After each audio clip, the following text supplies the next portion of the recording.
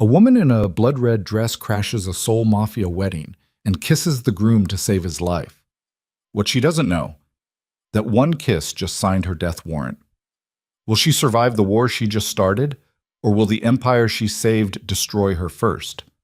If you want to know how far desperation can push someone, and whether love can survive in a world built on blood, stay until the end. Hit like, drop a comment with your city so I can see how far this story travels, and let's dive in. 3 days before Zara Vale kissed a man she didn't know in front of 200 killers, she was eating instant ramen in a cramped studio apartment in Itaewon, staring at her phone like it might explode. The screen glowed with a single message from her mother's hospice nurse in Atlanta. "We need to talk about next month's payment." Zara closed her eyes, breathed through her nose, tried not to imagine her mother, frail, confused, calling out for a daughter who couldn't afford to fly home, sitting in a facility that would dump her on the street the second the money stopped. $48,000 in medical debt, a job that paid barely enough to cover rent, and a pride so stubborn it had kept her from asking her brother for help in over 2 years. She opened her eyes. The ramen had gone cold. Her phone buzzed again. Different number. Unknown sender. Need a courier. Tonight, fast job. $2,000 cash. Zara sat up straight.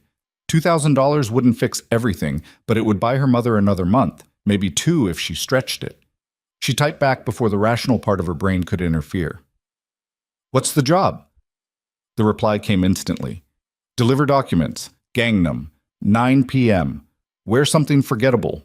She should have asked more questions, should have wondered why someone needed a random cultural liaison to play courier at night in one of Seoul's wealthiest districts. Should have recognized the tone. Clipped, transactional, the kind of message that didn't come from someone running a legitimate business. But desperation has a way of turning smart people stupid. Zara typed, "I'm in."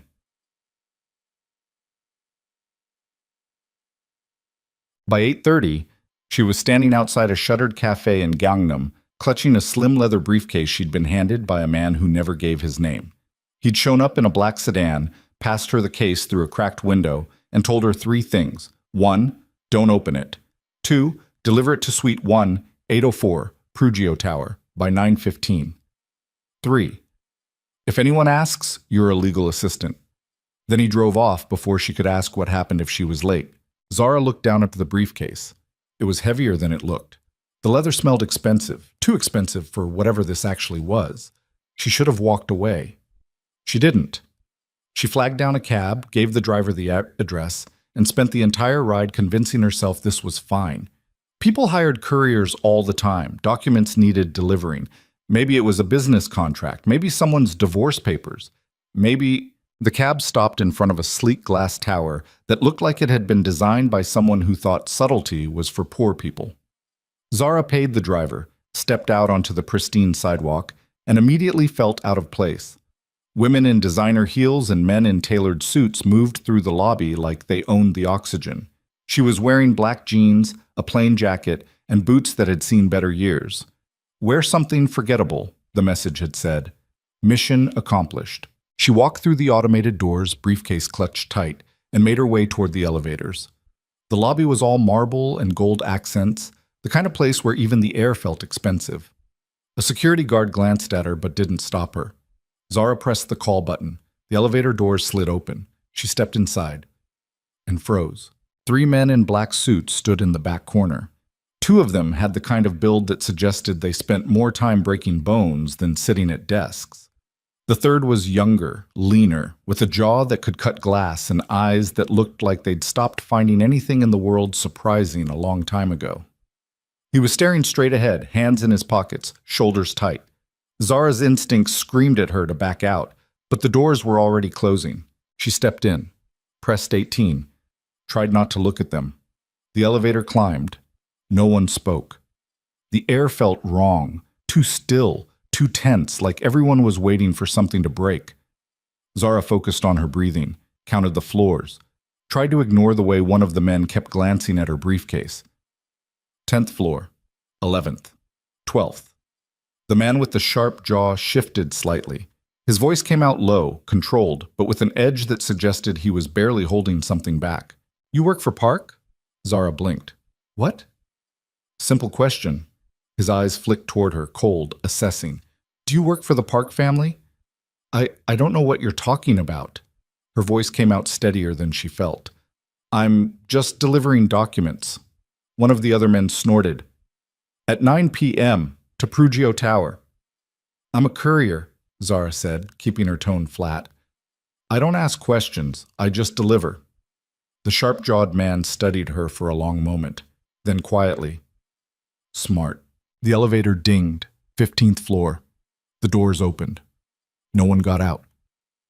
Zara's pulse kicked up. She glanced at the panel. Her floor was next. 3 more seconds and she'd be out of this suffocating box and away from whatever the hell this was. 16th floor. 17th.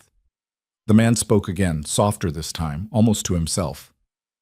Don't congratulate me yet. Zara frowned. What? He didn't answer. The elevator dinged. 18th floor. The doors slid open. Zara stepped out fast, not looking back. She heard one of the men mutter something in Korean, sharp, clipped, but she didn't stop to translate. She just walked, briefcase gripping tight, heart hammering, until she found Suite 1804 at the end of a long, silent hallway. She knocked. No answer. She knocked again. Still nothing. Zara checked her phone. 9:14 p.m. She was on time. She tried the handle. Locked. She stood there for a full minute, briefcase in hand, staring at a door that wasn't going to open. Her phone buzzed. Unknown number. Leave it outside the door. Walk away. Zara stared at the message. Every instinct told her this was wrong. But $2,000 was $2,000. She set the briefcase down, took a photo to prove she'd delivered it, turned and walked back toward the elevator. She didn't see the man in the sharp suit step out of the stairwell behind her. Didn't see him pick up the briefcase and disappear. Didn't know that in less than 48 hours, the document she'd just delivered would be used to justify a murder. The next morning, Zara woke to 17 missed calls. She sat up, disoriented, and grabbed her phone, all from the same number, the one that had hired her. She called back. A man answered on the first ring. His voice was tight, clipped, vibrating with barely controlled panic. Where are they? Zara frowned. Where are what?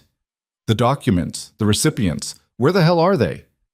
I left the briefcase outside the suite like you told me to. They're gone. Her stomach dropped. What do you mean gone? I mean, they didn't pick it up. I mean, the suite was empty. I mean, you just lost me $500,000. And if you don't fix this in the next 6 hours, you're going to wish you'd never set foot in this city. The line went dead. Zara sat there, phone trembling in her hand, trying to piece together what just happened. She'd delivered the briefcase. She had proof, a photo, a timestamp, everything. But if the suite was empty, if no one picked it up, her phone buzzed again. Different number. You're in danger. Don't go home. Don't contact anyone. Move. Now. Zara stared at the message. Then she grabbed her jacket and ran.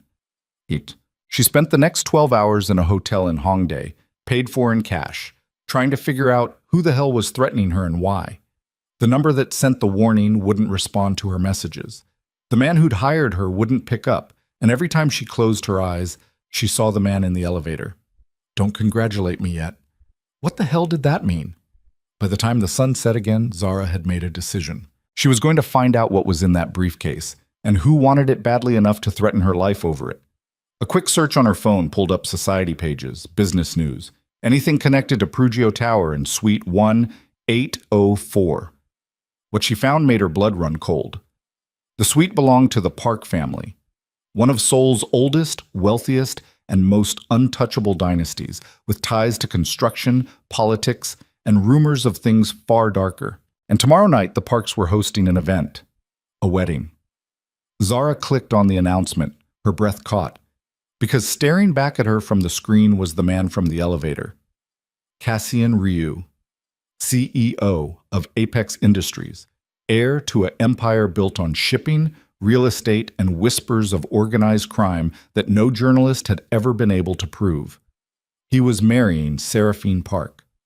Zara's mind raced. The documents, the briefcase, the timing. She didn't know what she'd delivered, but she knew it was connected to this wedding. And if people were willing to threaten her over it, That meant something was about to go very, very wrong. She should walk away, let whatever was going to happen, happen. But the warning message kept echoing in her head. You're in danger. Which meant she was already involved, whether she wanted to be or not. Zara closed her laptop, made another decision she'd probably regret, and started looking for a way into that wedding. Utayak.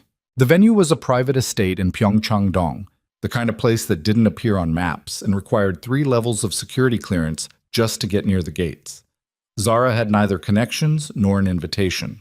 What she did have was desperation, a borrowed catering uniform, and a fake ID she'd paid a guy in Itaewon $200 to make in 4 hours. It got her through the service entrance. Barely. The estate was massive. Marble floors, crystal chandeliers, walls lined with art that probably cost more than her entire bloodline. Staff moved through the halls like ghosts, silent and efficient, prepping for a ceremony that was clearly less about love and more about power. Zara kept her head down, carried a tray of champagne flutes she had no intention of serving, and tried to blend in. The ceremony was set to begin in an hour. She had no plan beyond find out what the hell is happening and get out alive. She moved through the hallways, listening. Fragments of conversation drifted past her in Korean, talk of contracts, alliances, mergers that had nothing to do with marriage and everything to do with empires. Then she heard it. A woman's laugh, sharp, cruel. Zara slowed. The voice was coming from a room at the end of the hall. The door was cracked open just enough. She shouldn't have looked. She looked. Inside, a woman in a wedding dress stood with her back to the door. Seraphine Park. Even from behind, she radiated the kind of beauty that felt weaponized. Sharp shoulders, perfect posture, a dress that looked like it cost more than a car. And she wasn't alone. A man stood in front of her. Not Cassian. Someone else. Tall, broad-shouldered, hands on her waist. Seraphine tilted her head back and laughed. 6 months, she said, voice low and dripping with venom. That's all I need. 6 months of playing the devoted wife, and then she dragged a finger across her throat. The man grinned. And the empire? Mine. Seraphine's smile was a blade. All of it. Cassian's too principled to see it coming. He actually thinks this is about love. The man kissed her neck. You're terrifying. I'm efficient. Zara's blood turned to ice. She stepped back. Too fast. Her shoulder hit the door frame. The sound was soft, barely a thump. But Seraphine's head snapped toward the door. Zara ran. She didn't think, didn't plan, just moved, heart slamming, breath ragged, champagne flutes abandoned on a side table as she tore through the hallway and back toward the service wing. Behind her, she heard voices, footsteps. She ducked into a storage room, pressed her back against the wall, and tried not to hyperventilate. 6 months. Then kill him. Cassian Ryu was walking into a trap, and Zara, a broke courier who just wanted to pay her mother's medical bills, was the only person who knew. She pulled out her phone. No signal. Of course. She could leave, slip out the service exit, disappear, pretend she'd never heard anything. Let a man die because it wasn't her problem.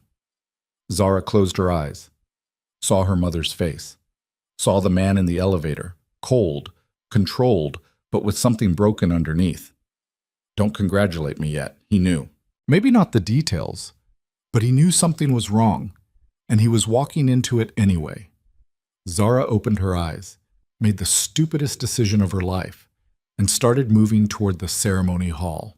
Sat! The wedding was everything you'd expect from 2 families who measured worth in blood and power. 200 guests sat in perfect rows, dressed in black and ice white, faces carefully neutral. The air smelled like imported roses and barely concealed tension. Zara stood in the shadows near the back, still in her catering uniform, heart hammering so hard she thought it might crack a rib.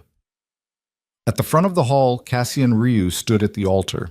He looked exactly like he had in the elevator. Sharp jaw, cold eyes, shoulders tight, like he was bracing for impact. He wore a black tuxedo that fit him like armor, and his expression gave away nothing. But Zara saw it. The slight clench of his jaw. The way his hands stayed at his sides, fingers flexed, like he was forcing himself not to reach for something.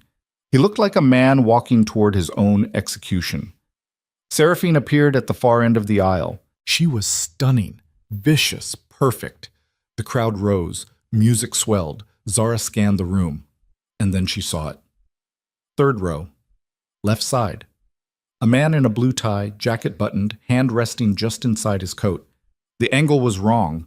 The posture was wrong. And when he shifted, Zara caught the glint of metal. A gun.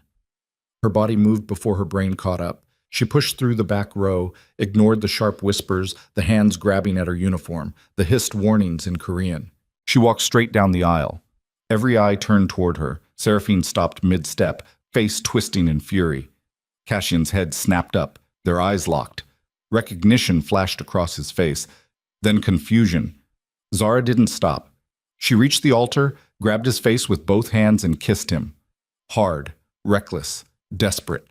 Gasps erupted through the hall. She felt him freeze, felt the shock ripple through his body. And then she whispered against his lips, barely audible. "Gun, 3 o'clock, blue tie." For one heartbeat, nothing happened. Then everything exploded. Cassian's hand shot up. A signal. Fast. Sharp.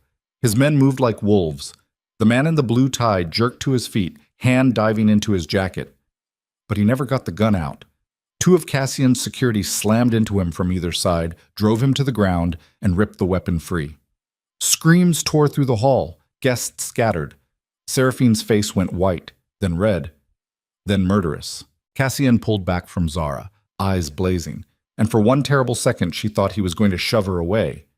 Instead, he yanked her behind him, body a wall between her and the chaos, and snarled at his men, "Lock it down! No one leaves!"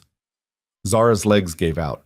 Cassian caught her before she hit the floor, and she realized, too late, too completely, that she hadn't just stopped a murder. She'd just declared war. The world came back in fragments. First, the sound. Shouting in Korean, rapid-fire commands, the metallic click of weapons being drawn. Then the smell. Imported roses mixed with sweat and fear. Finally, the sensation of Cassian's hand locked around her wrist, fingers like iron, pulling her upright as the wedding hall descended into controlled chaos. Zara's vision swam. Her knees felt like water. "Move!" Cassian's voice cut through the noise, low and sharp. Not a request. She stumbled forward. He didn't let go. Around them, his men formed a perimeter, black suits, cold eyes, hands inside jackets where guns lived. The guests were being herded toward the exits by security that materialized from nowhere, faces pale, whispers spreading like poison.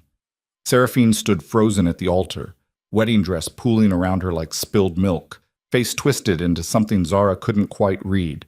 Rage, fear, calculation. Maybe all three. Their eyes met. Seraphine's lips curved into something that wasn't quite a smile. Then she turned and walked off the platform, heels clicking like gunshots, and disappeared through a side door. Cassian's grip tightened on Zara's wrist. "Keep moving." "Where?" "Anywhere that isn't here." He pulled her through a doorway behind the altar, down a narrow corridor lined with more art she didn't have time to appreciate, and into a room that looked like it had been designed for very private, very expensive conversations. Dark wood paneling, leather chairs, a bar that probably cost more than her car. The door slammed shut. Cassian released her wrist, stepped back, and stared at her like she was a bomb he didn't know how to defuse. Zara's breath came in sharp bursts. Her hands were shaking. She pressed them against her thighs and tried to look less like someone who'd just crashed a Mafia wedding and more like someone who had a plan. She failed. "Who the hell are you?" Cassian's voice was cold, controlled, but underneath, something else simmered. "Zara Vale." Her voice cracked. She cleared her throat. I was just a courier. I didn't know." "You didn't know." He repeated it like he was tasting the words, testing them for poison. "You didn't know that walking into my wedding and kissing me in front of 200 people would start a war. I didn't know there was going to be a wedding until yesterday." His jaw clenched. "Then why are you here?" Zara opened her mouth, closed it. Every answer sounded insane. "Because I delivered documents I shouldn't have touched. Because someone threatened me. Because I heard your fiancé planning to kill you, and I'm apparently too stupid to mind my own business." She settled for, "I heard something I shouldn't have." Cassian waited. Zara swallowed hard. Seraphine. And some guy. They were in a room before the ceremony. She said she was going to kill you. 6 months. That's all she needed. 6 months of playing the wife. And then she dragged a finger across her throat. Silence. Cassian didn't move. Didn't blink. For a second, Zara thought he didn't believe her. Then he laughed. It was a terrible sound, short, bitter, like something breaking. Of course she was. He turned away, walked to the bar, poured himself 2 fingers of whiskey, drank it in one swallow, poured another. Did she say why? Your empire. She wanted it, all of it. Naturally. He stared into the glass. And the gun? I saw it. 3rd row. Blue tie. I didn't know if it was part of her plan or something else. I saw it and I moved. Cassian turned back toward her. His eyes were different now, still cold, but with something sharper underneath. Calculation. Assessment. You could have walked away. I know. You could have let it happen. I know. So why didn't you? Zara met his gaze. Because 3 days ago you looked sad. He blinked. What? In the elevator. You looked... She searched for the word. Trapped. Like you were walking towards something you didn't want but couldn't escape. And then you said, don't congratulate me yet, and I... She stopped, breathed. I couldn't let someone die when I had the chance to stop it. Cassian stared at her for a long moment.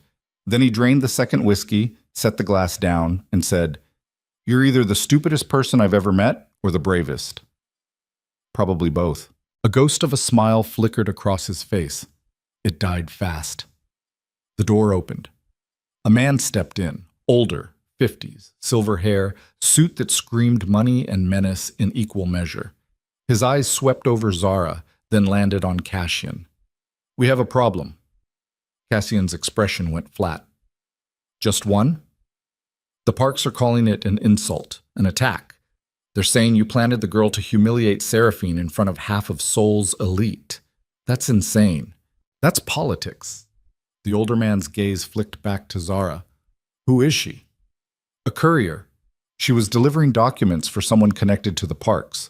She overheard Seraphine planning my murder. She tried to stop it. The older man's eyebrows rose. By kissing you at the altar. It got my attention. It got everyone's attention. He pulled out his phone, scrolled, then turned the screen toward Cassian. It's already trending. Wedding crasher saves Groom. Seoul's most eligible bachelor kissed by mystery woman. The Post is running it as a love triangle. Zara's stomach dropped. No, that's not... Doesn't matter what it is, the older man said. Matters what it looks like. And right now, it looks like you humiliated the Park family. Cassian's expression darkened. They were going to kill me. Prove it. The gun belonged to a Park family security contractor who's already been released. No charges. The Parks are claiming he was there for protection, not assassination. They're saying you overreacted. Then they're lying. Obviously, the older man pocketed his phone. But they're lying louder than you're telling the truth. And unless you can produce hard evidence that Seraphine was planning to murder you, this whole thing becomes he said, she said. Which means it becomes about optics. And right now the optics say you publicly rejected the Parks in the most dramatic way possible. Cassian's hands curled into fists. What do they want? Compensation. A public apology. And the girl. Zara's blood went cold. What? The older man's expression didn't change. They're saying she's a spy, a plant, someone you hired to sabotage the wedding. They want her handed over for questioning. Absolutely not. Then they want a war. The room went silent. Cassian's jaw worked. How long do I have? 24 hours? Maybe less. The older man glanced at Zara. What's your name? Zara Vale? Zara Vale, he repeated, like he was filing it away. Do you have family in Seoul? No, just me. Good. That makes this easier. He looked at Cassian. Put her in a safe house. Don't let her talk to anyone. And figure out how you're going to spin this before the Parks decide spinning isn't enough. He left. The door clicked shut. Zara's voice came out thin. They want to kill me. They want to question you. Cassian's tone was flat. Which, yes, would probably end with you dying. Oh my God. Breathe. I saved your life. I know. And now I'm, what? Collateral damage? Cassian crossed the room in 3 strides, stopped in front of her, and his voice dropped to something quieter, not softer, just more focused. You're not collateral. You're leverage. There's a difference. Not from where I'm standing. From where you're standing, you just became the most dangerous person in Seoul. His eyes locked onto hers. Because you know something the Parks don't want anyone to know, which means they can't let you live. And I can't let them have you. Zara's breath hitched. So what happens now? Cassian stepped back, ran a hand through his hair. For the first time since she'd kissed him, he looked uncertain. Now, he said slowly, I figure out how to keep you alive without starting a war I can't win. And if you can't? His expression went cold again. Then I start the war anyway. Sad. The safe house was a penthouse in Gangnam, floor-to-ceiling windows, minimalist furniture, the kind of place that screamed money so loudly you couldn't hear anything else. Zara stood in the middle of the living room, still in her borrowed catering uniform, and tried not to think about how completely her life had imploded in the span of 72 hours. 3 days ago, she'd been eating cold ramen and worrying about hospital bills. Now she was hiding from a crime family in a penthouse that probably cost more per month than she'd earn in a year. The universe had a sick sense of humor. Cassian stood by the window, phone pressed to his ear, speaking rapid Korean in a tone that suggested whoever was on the other end was about to have a very bad day. Zara didn't speak Korean, but she recognized anger when she heard it. He ended the call, turned toward her. You'll stay here, 2 guards outside. Don't open the door for anyone. Don't leave. Don't contact anyone. For how long? Until I fix this. And if you can't? His expression didn't change. Then you disappear. Disappear where? Somewhere the Parks can't find you. Zara laughed. It came out sharp and a little unhinged. You're talking about witness protection. For a wedding I crashed. I'm talking about survival. Cassian stepped closer. The Parks don't forgive insults. They don't forget. And they sure as hell don't let people who embarrass them walk away. I didn't mean to embarrass anyone. I was trying to save your life. I know. His voice softened, barely. But intent doesn't matter. Only consequences. So what are my options? You don't have options. You have one move. Stay here. Stay quiet. Let me handle this. Zara stared at him. You don't even know me. No. So why are you protecting me? Cassian's jaw tightened. Because you didn't have to warn me. You didn't have to do anything. You could have walked away. But you didn't. Which means I owe you. You don't owe me anything. Yes, he said quietly. I do. He turned and walked toward the door. Zara's voice stopped him. Cassian. He looked back. What were those documents I delivered? His expression went very still. What? The briefcase. 3 days ago. I was hired to deliver documents to Prugio Tower, Suite 1804, the Parks suite. What was in it? Cassian's eyes narrowed. You were the courier? Yeah. Who hired you? I don't know. Unknown number? Cash payment? I needed the money. I didn't ask questions. What did the documents look like? I never saw them. I was told not to open the case. Cassian swore under his breath, pulled out his phone, typed something fast, waited. His expression darkened. What? Zara asked. The documents were fabricated contracts, fake evidence designed to implicate me in a bribery scheme. The Parks were going to use them to force a merger, marry me off to Seraphine, then leak the contracts to destroy my reputation if I didn't comply. Zara's stomach turned. So you were the patsy. They hired you because you were nobody. No connections, no ties. If the delivery went wrong, you take the fall. Oh my God.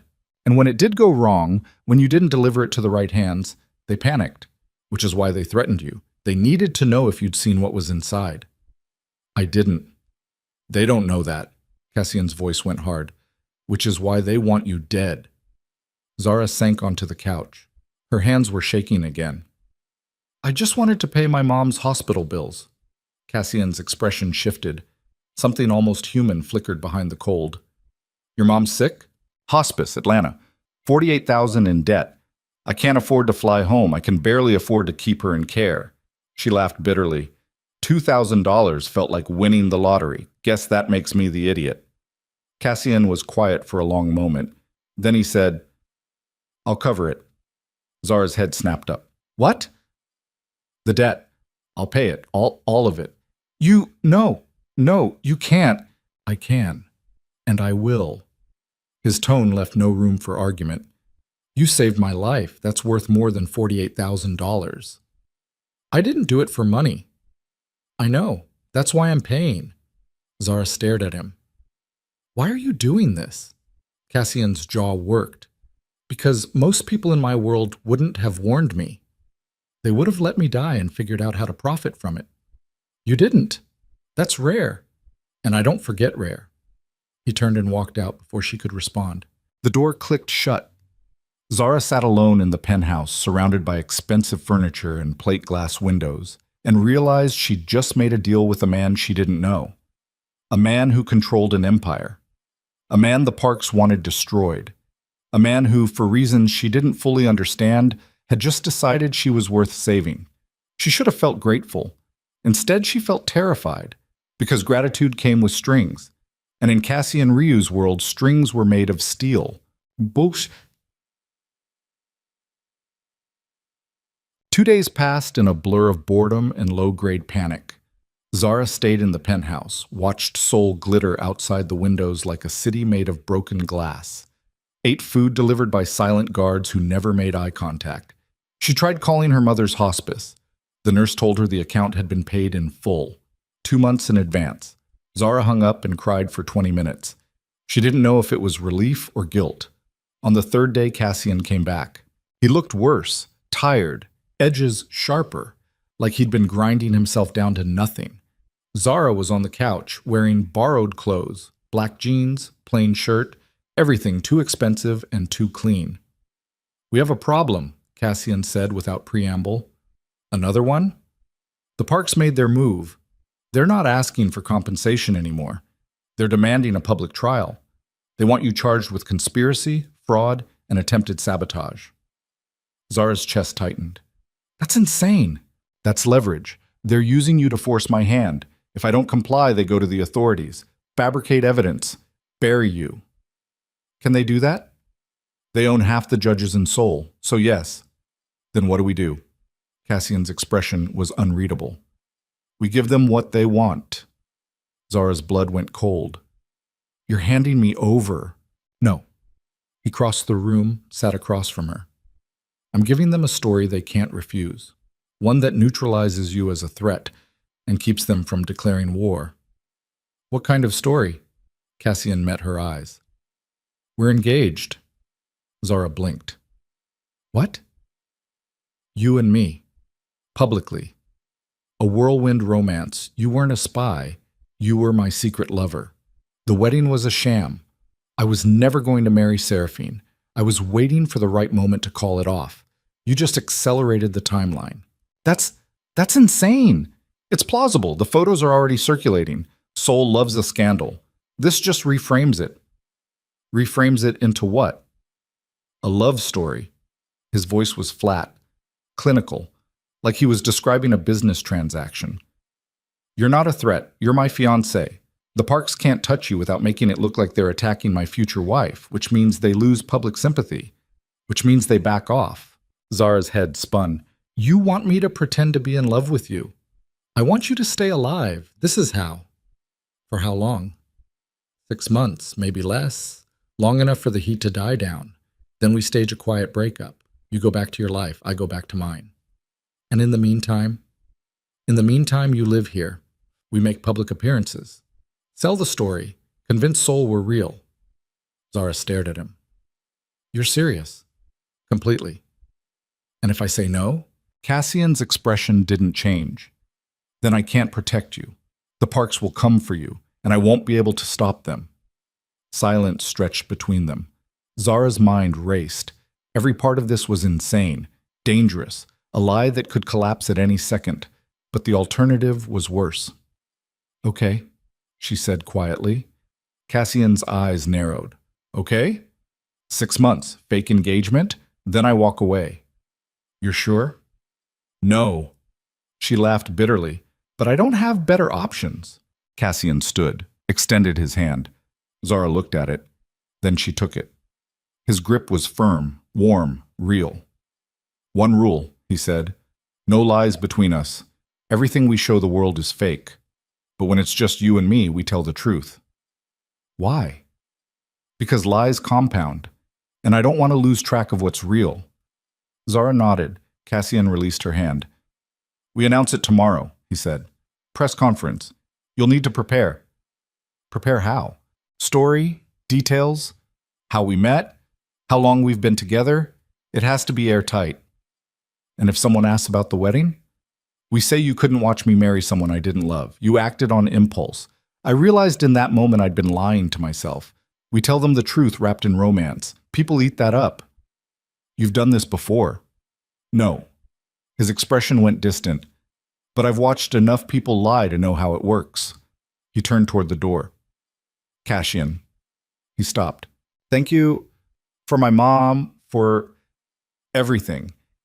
He didn't turn around. Don't thank me yet. Then he left. Zara sat alone again, surrounded by glass and steel, and wondered what the hell she'd just agreed to. Chak. The press conference was a nightmare. Zara stood next to Cassian on a platform in front of 50 reporters, cameras flashing like strobe lights, questions hurled in Korean and English, the noise overwhelming. Cassian's hand rested on the small of her back, a gesture that looked intimate, protective. It felt like a brand. We understand this comes as a surprise, Cassian said, voice smooth and controlled. But Zara and I have been seeing each other privately for several months. The wedding was arranged by our families. I agreed to it out of obligation. But when Zara walked into that ceremony, I realized I couldn't go through with a marriage built on duty instead of love. A reporter shouted, "Why didn't you call it off before the ceremony?" I was trying to honor a commitment. Zara reminded me that some commitments matter more. Another voice, "Ms. Vale, what made you crash the wedding?" Zara's throat went dry. Cassian's hand pressed slightly harder against her back. She swallowed. I couldn't watch the man I love marry someone else. The cameras exploded. Cassian pulled her closer, leaned in, whispered against her ear. Good, keep going. The reporters kept shouting. Zara kept lying. And somewhere in the chaos, she realized the line between the performance and reality was already starting to blur. That night, Cassian brought her a ring, platinum band, single diamond, understated, expensive. He slid it onto her finger without ceremony. This makes it official, he said. Zara stared at the ring. It felt heavy, foreign. How long do we have to wear these? Until it's over. And when is it over? Cassian's expression was unreadable. When the park stopped trying to kill you. That's not an answer. It's the only one I have. Zara twisted the ring. It caught the light, threw tiny rainbows across the wall. I don't know how to do this, she said quietly. Do what? Pretend, lie, be someone I'm not. Cassian sat across from her. You're not pretending to be someone else. You're just editing the truth, showing them the parts they want to see, hiding the rest. That sounds exhausting. It is. Is that how you live, all the time? His jaw tightened. Yes. Doesn't it get lonely? Cassian didn't answer. Zara looked at him, really looked. Saw the shadows under his eyes, the tension in his shoulders, the way he held himself like armor. When's the last time you told someone the truth? She asked. Define truth. The real kind. Not strategy. Not spin. Just what you actually feel. Cassian's expression went distant. I don't remember. That's sad. That's survival. It's both. He met her eyes. For a second, something cracked, something raw and tired and human. Then it closed again. Get some sleep, he said. We have a charity gala tomorrow. You'll need to be sharp. Why? Because Seraphine will be there. Zara's stomach dropped. What? She's playing the victim, heartbroken fiancé. The parks are using her to win sympathy. We need to show a united front. You want me to stand in the same room as the woman who tried to kill you. I want you to stand next to me and smile. Make Soul believe we're untouchable. I'm not an actress. You convinced 50 reporters today. You'll be fine. Cassian, this is the deal, Zara. You agreed. His voice went hard. If you can't handle it, tell me now. Zara's hands curled into fists. I can handle it. Good. He stood, walked toward the door. Cassian. He paused. Do you ever regret it? This life? He didn't turn around. Every day. Then he left. Zara sat alone with the ring on her finger, the weight of a lie pressing down on her chest, and wondered how long she could keep pretending before the truth destroyed them both. The gala was held at the Shilla Hotel, ballroom dripping in gold and crystal. 1,000 people in designer gowns and tailored suits, all pretending they weren't circling each other like sharks. Zara wore a dress Cassian's stylist had picked, midnight blue, fitted, elegant. Hair swept up, makeup flawless. She looked like she belonged. She felt like an imposter. Cassian stood beside her, one hand resting lightly on her waist, playing the part of the devoted fiancé with terrifying precision. Every smile, every touch, every glance, all calculated, all fake. Zara hated how real it felt. They moved through the crowd, shaking hands, exchanging pleasantries in English and Korean, Cassian switching between languages like he was changing masks. And then Zara saw her. Seraphine. She stood near the bar, surrounded by admirers, wearing a white gown that looked like war wrapped in silk. Her eyes found Zara across the room. She smiled. It was the cruelest thing Zara had ever seen. She's coming over, Zara whispered. I know. Cassian's hand tightened on her waist. Don't react. Just smile. Seraphine crossed the ballroom like a predator, every step deliberate, and stopped in front of them. Cassian? Her voice was honey and poison. And Zara, the woman of the hour. Zara forced a smile. Seraphine. I have to say, you have excellent timing. Crashing a wedding takes guts. So does planning a murder. The words slipped out before Zara could stop them. The air froze. Seraphine's smile didn't falter. I have no idea what you're talking about. Don't you? Zara. Cassian's voice was low, warning, but Zara didn't stop. I heard you. Before the wedding, you and your friend. You said 6 months. Then you'd kill him. Seraphine laughed, bright, sharp. You must have misheard. Pre-wedding jitters, perhaps. Everything sounds sinister when you're stressed. I know what I heard. Do you? Seraphine's eyes glittered. Or do you know what someone wanted you to hear? Zara's breath caught. Seraphine leaned in, voice dropping to a whisper only Zara could hear. You think you saved him. You didn't. You just delayed the inevitable. And when this farce falls apart, and it will, I'll be there to pick up the pieces. She straightened, smiled at Cassian. Congratulations on your engagement. I hope it lasts. Then she walked away. Zara's hands were shaking. Cassian pulled her toward the exit. We're leaving. She just threatened me. I know. We're leaving. They made it to the car before Zara's composure shattered. She yanked open the door, climbed in, and pressed her hands against her face. I screwed up, she said. I shouldn't have said anything. I couldn't stand there and let her You did fine. I didn't. I made it worse. You stood your ground. That's not nothing. Zara looked at him. She said someone wanted me to hear that conversation. What does that mean? Cassian's jaw worked. It means she's smarter than I thought. Explain. If she planned for you to overhear her, then the whole thing was a setup. She wanted you to crash the wedding, wanted the scandal, wanted the chaos. Why? Because chaos creates opportunity. Cassian's voice went cold. She didn't lose anything.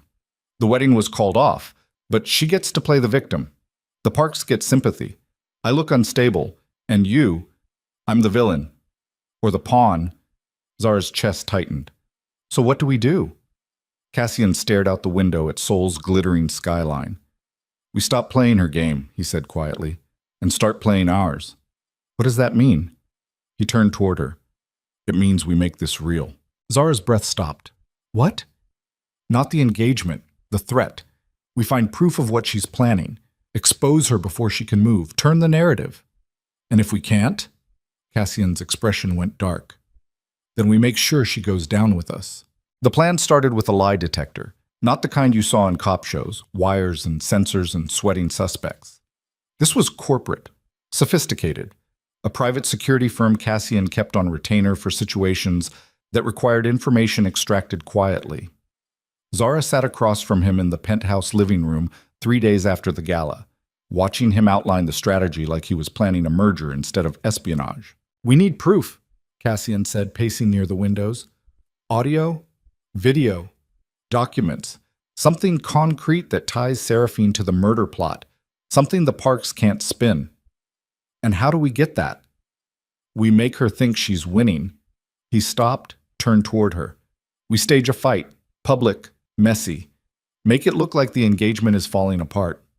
Zara's stomach twisted. "Why?" "Because if she thinks we're weak, she'll get sloppy. She'll reach out to her allies, make moves she wouldn't make otherwise. We catch her in the act, we have leverage." "That's a lot of assumptions." "It's all we have." Zara stared at the ring on her finger. It felt heavier every day.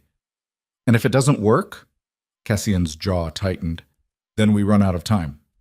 "How much time do we have? 2 weeks? Maybe 3. The Parks are pushing for a formal reconciliation meeting. If I don't show up with you and make this engagement look solid, they'll escalate." "Escalate how?" "War." He said it like it was inevitable. "They'll come after my business, my assets, you, everything." Zara's throat went dry. "So we're doing this. Unless you have a better idea." She didn't. "Okay," she said quietly. "What do you need me to do?" Cassian pulled out his phone, swiped through something, then held it up. "Tomorrow night, charity auction, high profile. Seraphine will be there. We show up together, happy couple." Then halfway through the event, I get a call. "Emergency, business crisis, I leave you alone." That sounds like a terrible idea. It is, but it gives her an opening. She'll approach you, test you, try to drive a wedge between us. And I'm supposed to, what? Let her? You're supposed to engage, act vulnerable. Let her think she's getting to you. We'll have people watching, recording. If she says anything incriminating, we've got her. Zara's hands curled into fists. "You want me to bait a woman who tried to kill you? I want you to survive." His voice went hard. "This is how we do it. By putting me in her crosshairs. You're already in her crosshairs. This just gives us control over when she pulls the trigger." Zara stood, crossed to the window, stared out at Seoul's skyline. Somewhere out there, Seraphine was planning her next move. Somewhere out there, the Parks were sharpening their knives. And Zara was standing in a borrowed penthouse wearing a fake engagement ring, playing spy in a world she didn't understand. "I'm not good at this," she said. "You're better than you think." "I'm terrified." "Good." Cassian moved beside her. "Fear keeps you sharp. Overconfidence gets you killed." Zara turned toward him. "Have you ever been afraid?" His expression flickered. "Every day since I was 16. "What happened when you were 16? Cassian's jaw worked. For a second, she thought he wouldn't answer. Then he said, "My father died. Car accident, or that's what they called it. I found the brake line later. Someone cut it." Zara's breath caught. "Who?" "I never found out. Could have been business rivals. Could have been the Parks. Could have been someone inside our own organization who wanted control." His voice went flat. "I spent 2 years investigating. Found nothing. So I stopped asking questions and started building walls." "Is that why you agreed to marry Seraphine? To stop the cycle?" "I agreed because I thought a treaty was safer than a war. Turns out, I was wrong." "You didn't know she was planning to kill you." "I should have." His hands curled into fists. "I should have seen it coming. Should have trusted my instincts. But I was so focused on keeping the peace, I forgot that some people don't want peace. They want power, and they'll burn everything to get it." Zara's chest tightened. "I'm sorry." "Don't be. You saved my life. That's more than most people in my world would do." "I didn't do it for your world. I did it because—" She stopped, breathed. "Because you looked sad. And I've spent the last 3 years watching my mom forget who I am. And I'm so tired of watching people suffer when I can do something about it. Cassian stared at her. Your mom has dementia? Zara nodded. Early onset. Diagnosed 4 years ago. She doesn't recognize me anymore. Half the time she thinks I'm her sister. The other half she just stares. That's why you needed the money. That's why I need a lot of things I don't have. She laughed bitterly. Like common sense and self-preservation instincts. You have plenty of both. You just choose to ignore them. Is that a compliment? It's an observation. Silence settled between them. Not uncomfortable, just heavy. Finally, Cassian said, We'll make this work. The plan, the engagement, all of it. I'll keep you safe. You can't promise that. Watch me. Zara met his eyes, saw something there she hadn't seen before. Determination, desperation, something almost like hope. It scared her more than Seraphine's threats, because hope was dangerous. Hope made you believe things could end well, and in Cassian's world, nothing ended well. Right. The auction was exactly what Zara expected. Old money dripping from the chandeliers, art that cost more than most people earned in a lifetime. Conversations that sounded polite but carried the weight of corporate warfare. She wore emerald green, Cassian wore charcoal. They moved through the crowd like they belonged, his hand on her back, her smile practiced and perfect. No one would have guessed they were both waiting for the floor to collapse. An hour in, Cassian's phone buzzed. He glanced at it, frowned, then leaned toward Zara. Emergency. Supply chain issue. I have to take this. His voice was loud enough for the people nearby to hear. Zara nodded. Go. I'll be fine. He kissed her temple. Whispered against her skin. Stay visible. Don't leave the main hall. If she approaches, engage but don't give her anything real. Then he walked away. Zara stood alone near the bar, champagne glass in hand, trying to look calm while her heart hammered against her ribs. She counted to 60. Then Seraphine appeared. She moved through the crowd like she owned it, white gown flowing, diamond necklace catching the light. She stopped beside Zara, signaled the bartender, ordered something in flawless Korean. Then she turned and smiled. Trouble in paradise? Zara forced herself to meet Seraphine's eyes. Just business, nothing serious.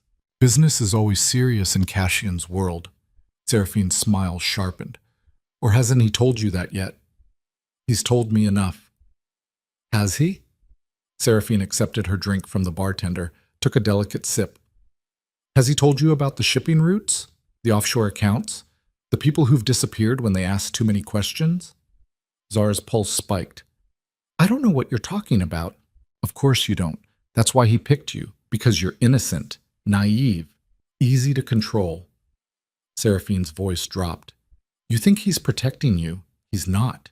He's using you, the same way he uses everyone. That's not true. Isn't it? Seraphine leaned in. Ask yourself, why would a man like Cassian Ryu, who has every resource in the world, need a broke courier to save his life? Unless he already knew something was wrong. Unless he set the whole thing up. Zara's stomach turned. You're lying. Think about it. The documents you delivered, the timing, the wedding, all of it perfectly orchestrated to make you look like the hero, to make you indebted to him, to trap you.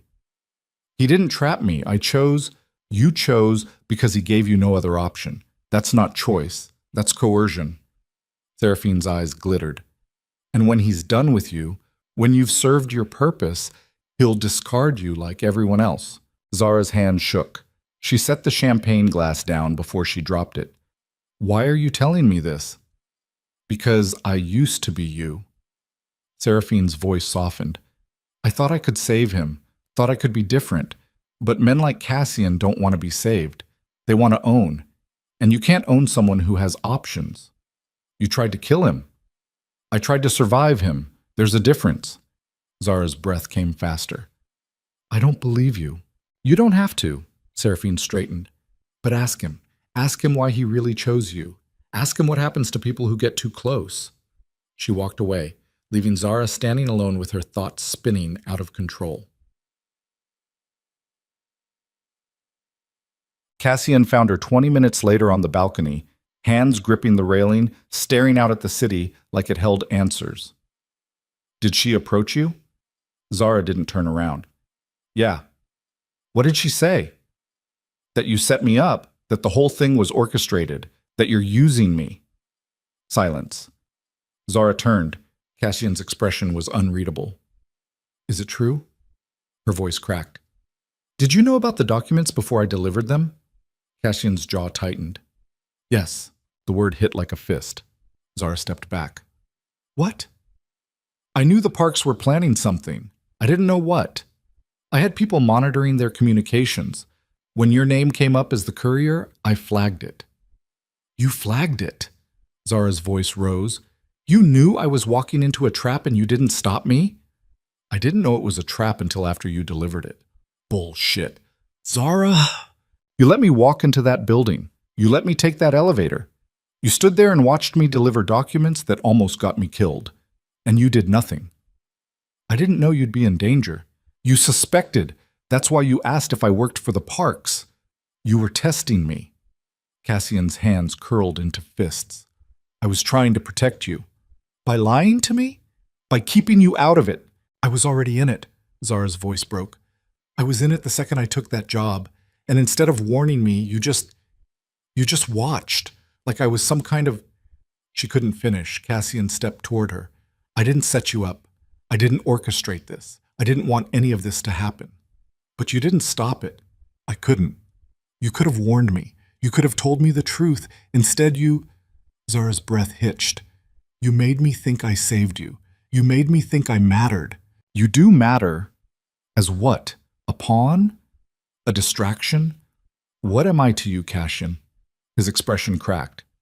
You're someone who didn't have to help me. Someone who walked into hell because it was the right thing to do. Someone I... He stopped, exhaled hard. Someone I don't want to lose. Then why didn't you tell me the truth? Because the truth makes you a target. The less you knew, the safer you were. I'm not safer. I'm just more confused. Cassian's voice dropped. I'm trying to keep you alive. By lying to me. By protecting you from information that could get you killed. Zara laughed. It came out broken. You sound just like her. I'm nothing like her. Aren't you? She said you use people, control them, discard them when they're done. How is what you're doing any different? Cassian's face went pale. I'm not discarding you. Then what happens when this is over? When the 6 months are up? When the Parks back off? Do I just go back to my life? Pretend none of this happened? Yes. The word hung between them like a blade. Zara's chest tightened. And what about the truth? What about all the things you're not telling me? Some truths are dangerous. And some lies are worse. Cassian stared at her. What do you want from me? I want you to trust me. I do trust you. No, you don't. You trust that I'll play the part, that I'll smile for the cameras and lie to the press and stand beside you while you fight wars I don't understand. But you don't trust me with the truth. Cassian's jaw worked. The truth is ugly. I don't care. You will. Try me. He turned away, gripped the railing. My father wasn't just killed because of business. He was killed because he tried to leave. He wanted out. Wanted to take the family legitimate. Walk away from the underworld connections. The Parks found out. They made an example of him. Zara's breath stopped. I was 16, Cassian continued, voice flat. I watched them lower his casket into the ground, and I knew that if I ever tried to leave, they'd do the same to me. So I didn't try. I just survived, built walls, made deals, became exactly what they wanted me to be. Until the wedding. Until you. He turned toward her. You walked into that hall and I saw... He stopped, swallowed. I saw a way out. Not forever, just for a second. Someone who wasn't afraid of me. Someone who gave a damn whether I lived or died. And I thought, maybe there's still something worth fighting for. Zara's throat burned. You should have told me. I'm telling you now, after I had to drag it out of you. I'm not good at this. Cassian's voice cracked. I'm not good at letting people in, at trusting, at believing anyone would stay if they knew what I really am. And what are you? Someone who's made a lot of mistakes? Someone who's hurt people? Someone who... He exhaled hard. Someone who doesn't deserve you. Zara stepped forward. That's not your call. Zara. You don't get to decide what I deserve. You don't get to protect me from the truth because you think I can't handle it. Her voice shook. I've spent 3 years watching my mom disappear. I've held her hand while she forgot my name. I've survived debt and desperation and more shit than you know. So don't tell me I can't handle ugly. Cassian stared at her. Then he kissed her. It wasn't strategic, wasn't planned. It was raw and desperate and real. Zara froze, then kissed him back, hands fisting in his jacket, pulling him closer even as her brain screamed that this was a mistake.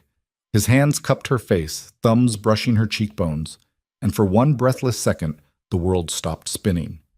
Then Cassian pulled back, breathing hard, eyes wide. I'm sorry, I shouldn't have. Zara grabbed his collar and kissed him again, harder this time, angrier, because she was furious at him for lying, furious at herself for caring, furious at the world for making this impossible. When they finally broke apart, they were both shaking. This doesn't fix anything, Zara whispered. I know. We're still lying to everyone. I know. And when this is over, I know. Zara's eyes burned. Then why? Because I'm tired of pretending I don't feel this. Cassian's voice was rough. I'm tired of lying to you, to myself. I don't know what this is. I don't know if it's real or just survival, but I can't keep pretending it doesn't exist. Zara's breath hitched. Cassian, her phone buzzed, then his. They both pulled back, grabbed their devices. Zara's screen showed a single message from an unknown number. Check the news. Her hand shook as she opened her browser. The headline hit like a freight train. Cassian Ryu's fiancé, wanted criminal or pawn. FBI investigates Zara Vale's ties to international fraud ring. Below it, her photo, her real name, her address in Atlanta. And worse, a photo of her brother, Marcus Vale, FBI special agent, standing outside the penthouse. Zara's vision blurred. No, no, no, no! Cassian grabbed her phone, read fast, his face going white. This is fabricated. It has to be. My brother works for the FBI. Zara's voice came out strangled. He's been investigating. Oh my God, he's been investigating the parks. Cassian's head snapped up. What? He called me 2 months ago, said he was working a case, international money laundering, organized crime. He didn't give me details, but her breath came in gasps. The parks. He was investigating the parks. And if they found out, they'd use him to discredit you. Cassian's voice went cold. Make it look like you were planted. A federal agent's sister playing spy. Zara's phone rang. Unknown number. She answered. Hello, Zara. Seraphine's voice poured through the speaker like poison. I tried to warn you, but you just couldn't help yourself, could you? What did you do? I didn't do anything. I just shared some information with the right people. About your brother. About his investigation. About how convenient it is that you showed up right when we needed a scandal. You're lying. Am I? Check your messages. Zara's phone buzzed. A video file. She opened it. The footage showed Marcus, her brother, standing outside Cassian's building 3 days ago, talking to someone off camera. Audio was muffled, but clear enough. We need more time. If Cassian finds out she's working with us, he won't. She doesn't even know. And when this is over, we pull her out, give her immunity, let the rest burn. Zara's knees gave out. Cassian caught her. Seraphine's voice continued, velvet and vicious. Your brother set you up, darling. Used you to infiltrate Cassian's world. You were never the hero. You were always the bait. And now that we've exposed it, the parks have everything they need to destroy both of you. So here's what's going to happen. You're going to disappear. Tonight. Leave Seoul. Leave Cassian. Or we release the full recording, the one where your brother explicitly states you're a federal asset, and you both go down for conspiracy. I didn't know, Zara whispered. I swear I didn't. Doesn't matter. Optics, remember? Seraphine's smile was audible. You have 2 hours. Choose wisely. The line went dead. Zara sat on the balcony floor, Cassian beside her, the city glittering below like broken glass. I didn't know, she said again. I swear to God, I didn't know he was using me. Cassian's expression was unreadable. I believe you. Do you? He didn't answer fast enough. Zara's chest cracked open. You think I lied to you? I think... Cassian's voice broke. I think I don't know what's real anymore. This is real. She grabbed his hand, pressed it against her chest where her heart was trying to break out. This, what I feel, that's real. I didn't plan this. I didn't want this. I just wanted to save you. Or infiltrate me. Cassian? How do I know? His eyes were wild, desperate. How do I know you're not just playing a part? How do I know any of this is real? Because I kissed you back. Zara's voice cracked. Because I'm sitting here terrified and furious and I still can't walk away. Because... She stopped, breathed. Because I'm in love with you, you idiot. Silence. Cassian stared at her like she'd shot him. You what? I'm in love with you. And it's the stupidest thing I've ever felt because you're dangerous and broken, and you lie more than you breathe. But I can't stop. I can't... Her voice broke. I can't pretend anymore. I can't keep acting like this is fake when it's the realest thing I've ever had. Cassian's hands shook. Zara. I didn't know about Marcus, I swear. And I don't know how to prove it to you, but I need you to believe me. Because if you don't... Tears slid down her face. If you don't, then Seraphine wins. The Parks win, and we both lose everything. Cassian pulled her against him, buried his face in her hair, and his whole body trembled. I believe you, he whispered. I believe you. Then what do we do? He pulled back, met her eyes. We fight back, not partir. They had 90 minutes before Seraphine's deadline. Cassian made 3 phone calls. The first was to his head of security. The second was to a lawyer who specialized in international law. The third was to someone he called an old friend, but whose name he didn't share. Zara sat on the couch, phone in hand, staring at her brother's number. She wanted to call him, scream at him, demand answers. But Cassian stopped her. Not yet. If he's working with the feds, his phone's monitored. The second you call, they'll know we know. So what do I do? You let me handle it. Cassian, trust me. His eyes burned. Please, just trust me. Zara nodded. She didn't have anything else left. An hour later, Cassian's phone rang. He answered, listened. His expression shifted. Surprise, then something darker. He hung up. We have a problem. Another one? The video's fake. Zara's heart stopped. What?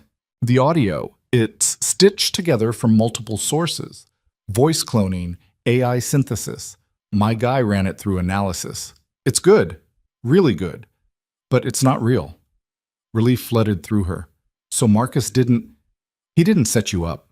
But someone wants us to think he did. Cassian's jaw tightened. Which means this isn't just about destroying you. It's about destroying us. Making us turn on each other. Seraphine. Or whoever she's working with.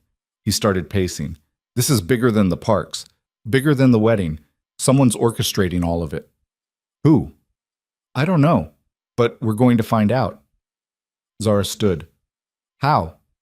Cassian's expression went cold. Calculated. We give them what they want. What do you mean? We stage the breakup. Make it public. Brutal. Make them think they won. And then we go dark. Disappear, regroup. And when they think we're broken, his smile was razor sharp. We hit them where it hurts. Zara's pulse kicked. That's insane. It's survival.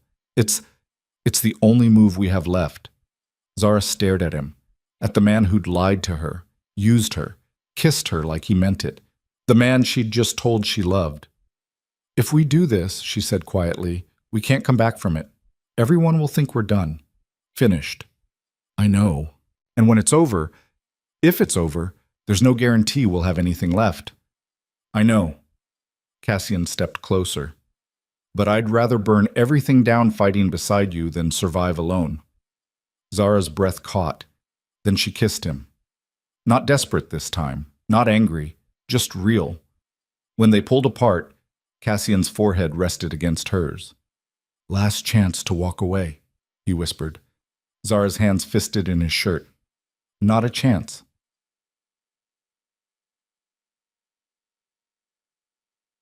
The breakup happened at midnight. Outside a club in Gangnam, cameras everywhere, paparazzi on standby.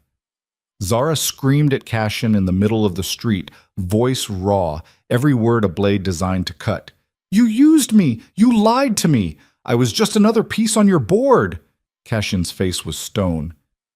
"And you were naive enough to believe it meant something. It did mean something. To you, not to me." The words were scripted, rehearsed. They still felt like dying. Zara ripped the ring off her finger, threw it at him. It bounced off his chest, clattered to the pavement. "We're done. We were always done." She turned and walked away. Didn't look back. Even when she heard him say her name. Even when every instinct screamed to turn around.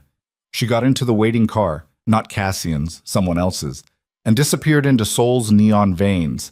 Behind her, Cassian stood alone on the sidewalk, ring in his hand, cameras flashing like lightning.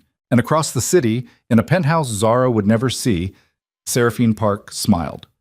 Because the game was finally going exactly as planned. The safe house wasn't safe. Zara knew it the second she stepped inside. A cramped apartment in Mulaidong, industrial district.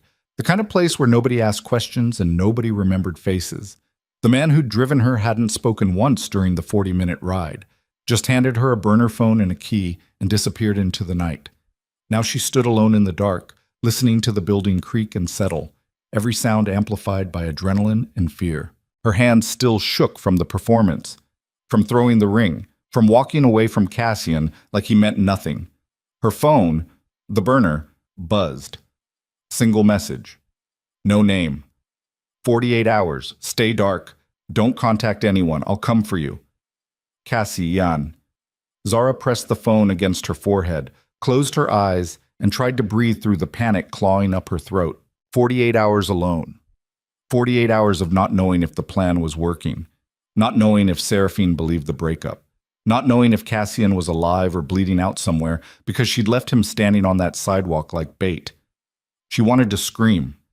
Instead, she locked the door, shoved a chair under the handle, and collapsed onto the bare mattress in the corner. Sleep didn't come. Just the weight of everything she'd said, everything she'd felt. "I'm in love with you." The words echoed in her skull like a confession she couldn't take back. And the worst part, the part that made her chest ache, was that she'd meant it, every word.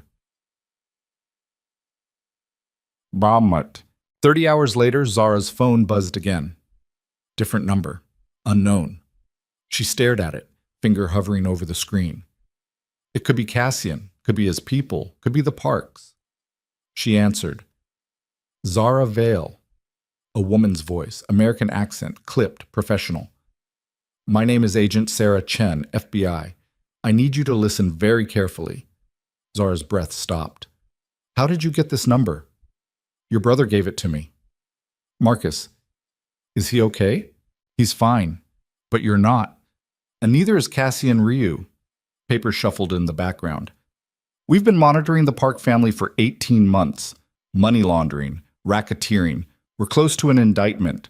But 3 days ago, everything shifted. Someone inside the organization started moving assets, liquidating accounts, covering tracks." "Seraphine, we think so, but we can't prove it. Not without evidence. Not without someone on the inside." Zara's stomach dropped. "I'm not on the inside anymore. Everyone thinks we broke up." "Which is exactly why you're valuable." Agent Chen's voice sharpened. "The Parks believe you're vulnerable, angry, isolated. If you reached out to them, offered information on Cassian in exchange for protection, they'd listen." "You want me to go back?" "I want you to help us finish this. We're 48 hours from losing everything. If the Parks move those assets offshore, we'll never touch them.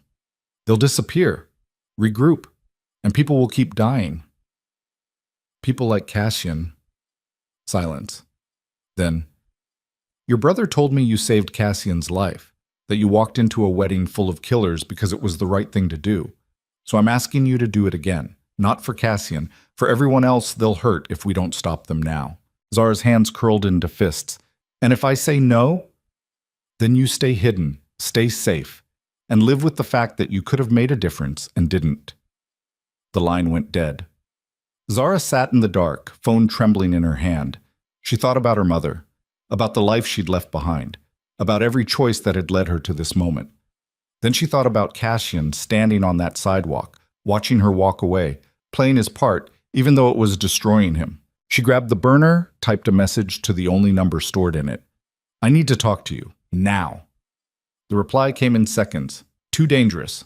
Stay where you are." Zara typed back. "The FBI contacted me. They want me to go back. Pretend to flip on you." 3 dots appeared, disappeared, appeared again. Then, "Absolutely not. It's the only way to get evidence. It's suicide. It's a chance. Zara, I'm doing it, with or without you." The phone rang. She answered. Cassian's voice came through raw and furious. "Are you insane?" "Probably." "You can't go back. The Parks will kill you." "Not if they think I'm useful." "You're not useful. You're a target. They'll use you to get to me, and then they'll bury you." "Then we make sure they don't get the chance." Zara's voice steadied. "The FBI needs evidence. We need leverage. This is how we get both. By putting you in the same room as people who want you dead. I've been in that room before. I survived." "Barely."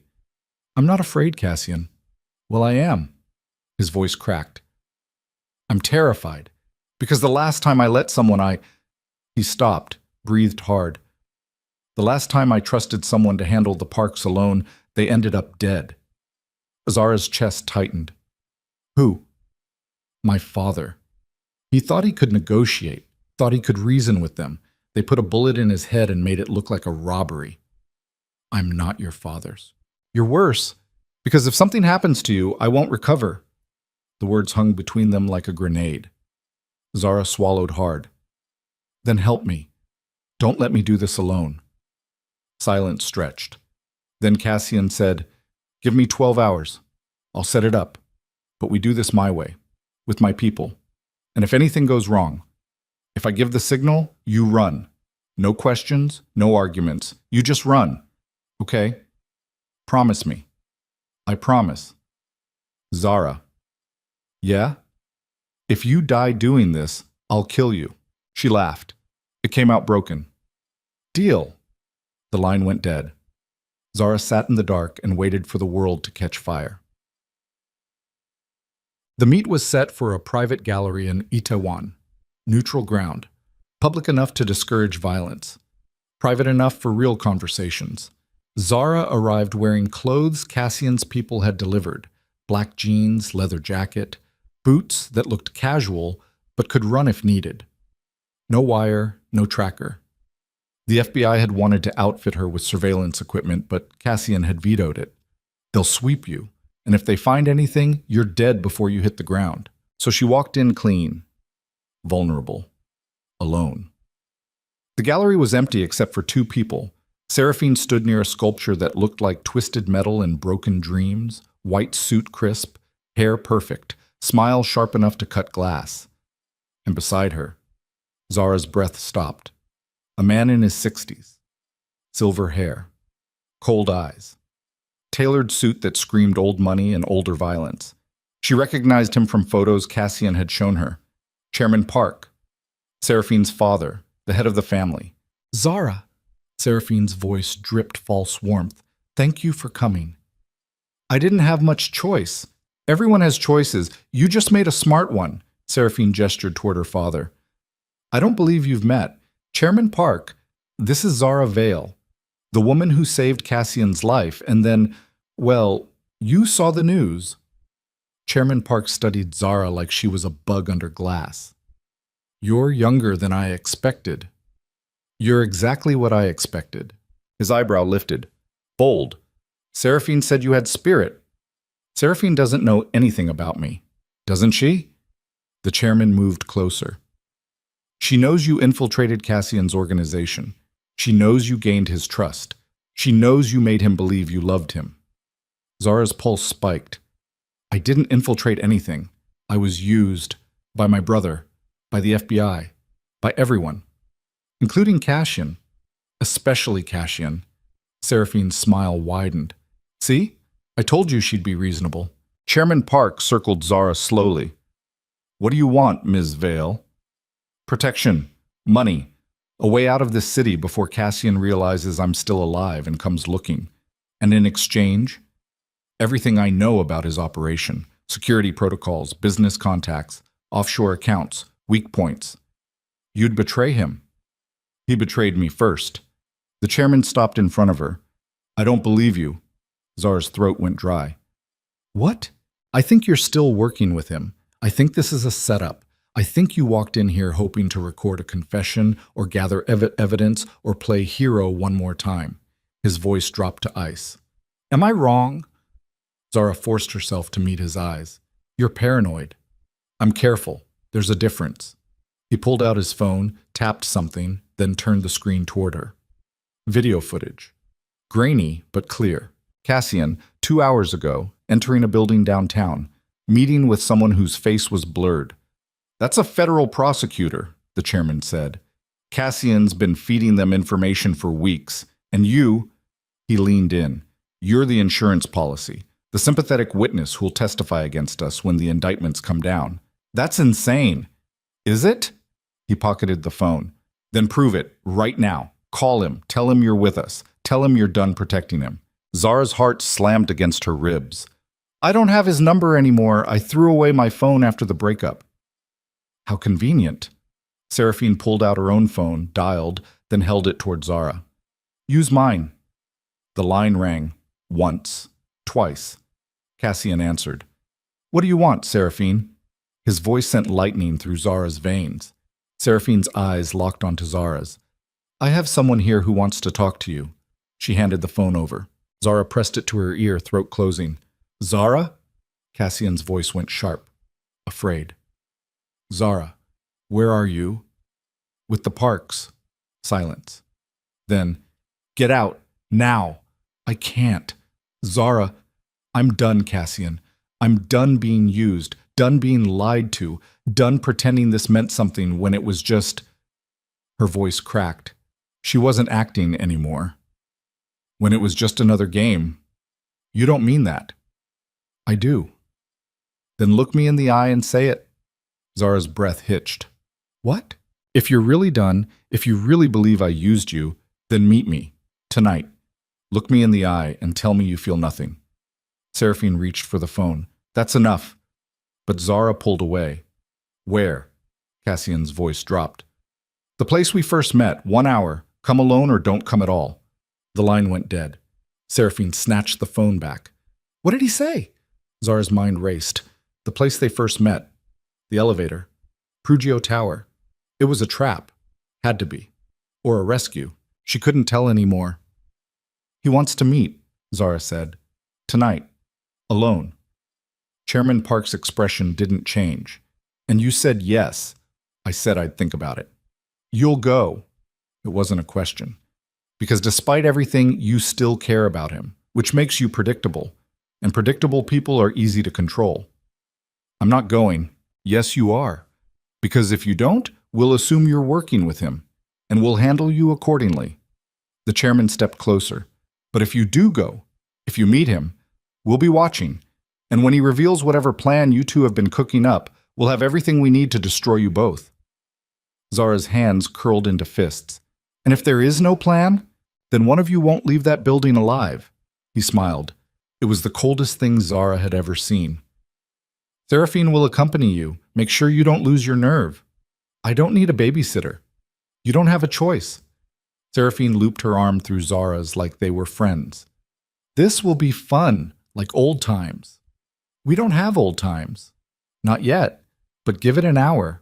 They walked out of the gallery together, Seraphine's grip iron beneath the silk. And Zara realized with horrifying clarity that she'd just made the worst mistake of her life. Because Cassian had given her a location, and the Parks had given her a leash. And somewhere between the two, someone was going to die. Kiset. Prugio Tower at night looked like a monument to money and violence. Glass and steel stretching toward the sky, lights glittering like teeth. Zara stood in the lobby, Seraphine beside her, two of the park's security flanking them like shadows. The elevator doors opened. Empty. They stepped inside. Seraphine pressed the button for the 18th floor. The doors slid shut. Zara's pulse hammered. This was it. The place where everything started. The place where Cassian had warned her not to congratulate him. The place where she'd delivered documents that set this whole nightmare in motion. The elevator climbed. 10th floor. 12th. 15th. Seraphine leaned against the wall, studying her nails. You really love him, don't you? Zara didn't answer. It's pathetic. He's using you. He's always been using you. And when this is over, he'll discard you like everyone else. You don't know him. I know men like him. I was engaged to him, remember? I've seen what he does to people who get too close. Seraphine's smile sharpened. He destroys them, slowly, methodically, until there's nothing left. That's you, not him, not. Is it? Seraphine pushed off the wall. Ask yourself, why would a man with infinite resources need you? What could you possibly offer that he couldn't buy? The truth, Seraphine laughed. The truth is a commodity, darling, and in Cassian's world, it's worthless. The elevator dinged, 18th floor, the doors opened. Cassian stood in the hallway, alone. No guards, no weapons visible, just him in dark jeans and a black jacket, looking like he hadn't slept in days. His eyes found Zara's. Everything else disappeared. Seraphine stepped out first. Hello, Cassian. Miss me? Not even a little. His gaze didn't leave Zara. You okay? Zara nodded. She's fine, Seraphine said. For now. Whether she stays that way depends on what happens in the next 5 minutes. Cassian's jaw tightened. This is between me and her. Nothing is between you two anymore. You made that very clear at the breakup. Seraphine gestured toward Suite 1804. Shall we? I believe you wanted to talk. They walked down the hallway, Cassian in front, Zara beside him, Seraphine and her guards behind. The suite door was unlocked. Inside, the space was exactly as Zara remembered. Empty, cold, windows overlooking Soul's sprawl. Cassian turned to face them. Everyone out, except Zara. Not happening, Seraphine said. I wasn't asking, and I wasn't offering. She nodded to her guards. They moved to block the door. Anything you want to say to her, you can say in front of me. Cassian's expression went flat. Fine. Zara, do you trust me? The question hung in the air like a blade. Zara's throat closed. What? Simple question. After everything, after the lies, after the breakup, do you trust me? She looked at him, really looked, saw the tension in his shoulders, the exhaustion in his eyes, the way his hands stayed loose at his sides even though every muscle screamed fight. Yes, she whispered. Then get down. Zara dropped. The windows exploded. Glass shattered inward as 3 figures crashed through on rappel lines. Black tactical gear, helmets, weapons raised. The park guards went for their guns, too slow. The tactical team fired, non-lethal rounds, rubber bullets slamming into chests and legs, dropping the guards in seconds. Seraphine screamed. Cassian grabbed Zara, yanked her behind a concrete pillar as chaos erupted. FBI! Hands where we can see them! Zara's ears rang, her vision blurred. Cassian's arms locked around her, shielding her from the glass and noise and violence. You're okay, he said against her hair. You're okay. I've got you. What's happening? Kit, the FBI. I called them, told them where you'd be, gave them everything. Zara pulled back, staring at him. You set this up. I told you I'd keep you safe. By starting a war? By ending one. More agents poured through the door. Seraphine was on the ground, hands zip-tied, screaming threats in Korean and English. The guards were disarmed, secured, read their rights. And standing in the doorway, Marcus, Zara's brother. He crossed the room in 3 strides and pulled her into a hug so tight she couldn't breathe. You're an idiot, he said into her hair. A brave, reckless idiot. You used me. I protected you. There's a difference. You lied. I kept you alive. He pulled back, hands on her shoulders. The Parks were going to kill you. Cassian knew it. I knew it. So we made a deal. He'd keep you close. I'd build the case. And when the time came, you'd use me as bait. We'd use you as a witness. Marcus glanced at Cassian. He insisted on full immunity for you, fought for it. Wouldn't cooperate unless you were protected. Zara's eyes burned. Cassian! But he was already walking toward the agents, hands raised, surrender position. One of them pulled out cuffs. Zara's stomach dropped. Wait, what are you doing? Cassian Ryu, you're under arrest for conspiracy, racketeering, and… No! Zara shoved past Marcus. No, you can't arrest him. He helped you. He gave you everything. The agent's expression was stone. He's still complicit in multiple felonies. Immunity doesn't extend to him. That's insane. It's the law. Cassian met Zara's eyes. It's okay. It's not okay. You did this for me. You risked everything. And I'd do it again.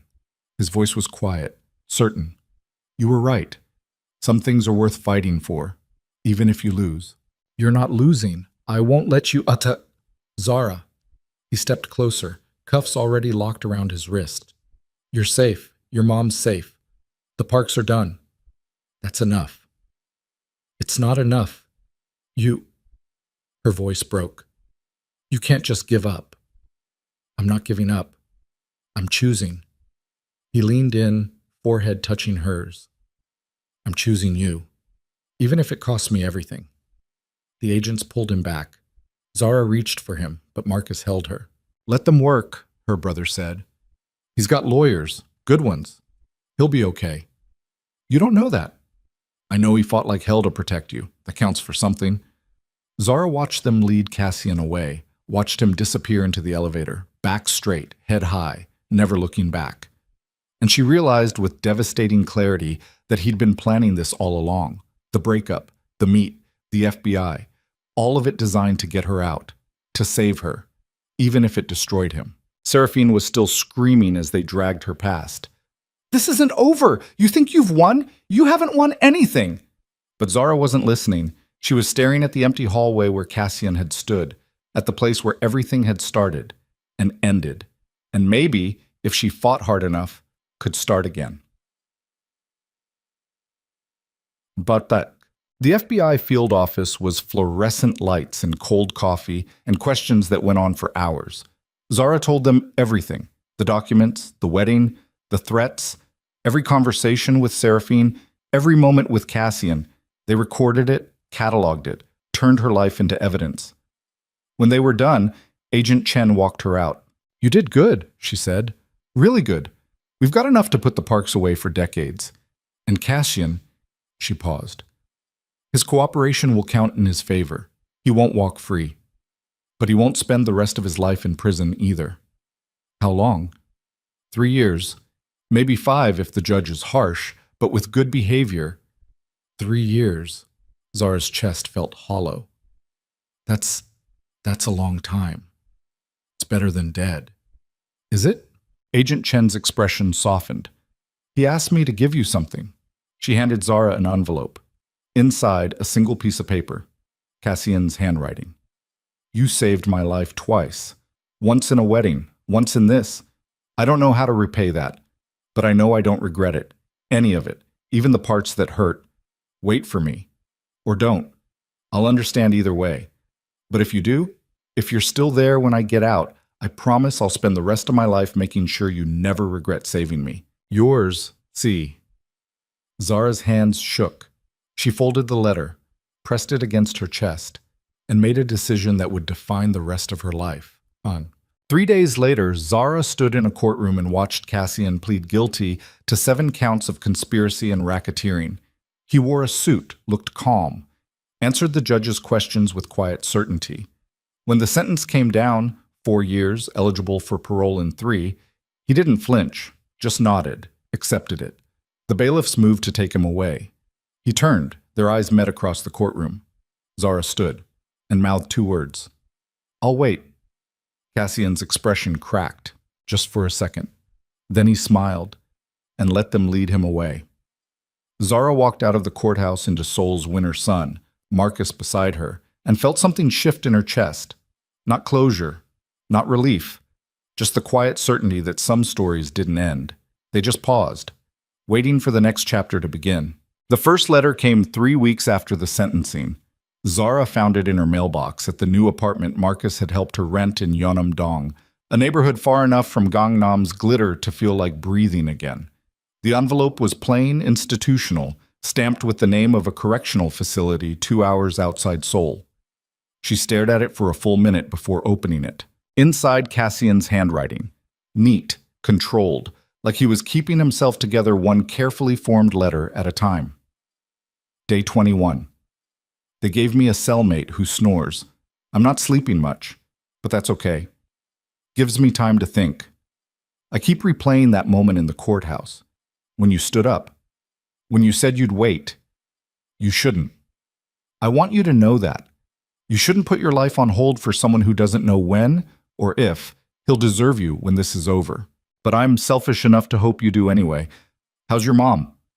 Cesara sat on the floor of her empty apartment, letter trembling in her hands, and cried for the first time since the arrest. Not because it was sad, because it was real. She wrote back that night. Quote, the months blurred together in a rhythm Zara hadn't expected. Work, letters, visits when the facility allowed them, and the slow, aching process of rebuilding a life that had been shattered and glued back together in a shape she didn't quite recognize. She got a job teaching English at a language academy in Hongdae. The pay was decent. The kids were loud and occasionally brilliant. It wasn't glamorous, but it was hers. Marcus stayed in Seoul for another month, wrapping up the case against the Parks, then flew back to Atlanta. Before he left, he took Zara to dinner and said the thing he'd been holding back since the courthouse. You don't have to do this, you know. Zara looked up from her bibimbap. Do what? Wait for him. Pin your whole life on a guy who's going to be locked up for years. I'm not pinning my life on him. I'm living it. He's just part of it. A part you can't touch, can't see except through glass once a month. Zara, that's not a relationship. That's penance. Maybe I need penance. Marcus's jaw worked. For what? Saving his life? Bringing down a crime family? You didn't do anything wrong.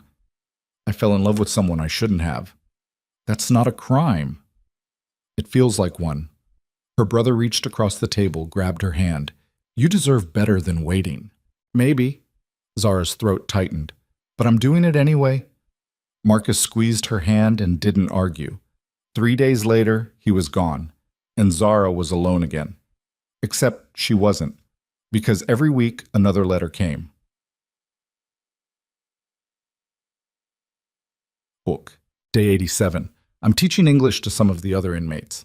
Turns out a business degree and a criminal empire don't actually prepare you for subjunctive clauses. Who knew? I think about you constantly. About that night on the balcony when you told me you loved me, and I didn't say it back because I was terrified it would make losing you worse. Turns out I lost you anyway. Or I'm losing you, slowly, in increments measured by visiting hours and censored letters. I don't know how to make that okay. See? Day 143.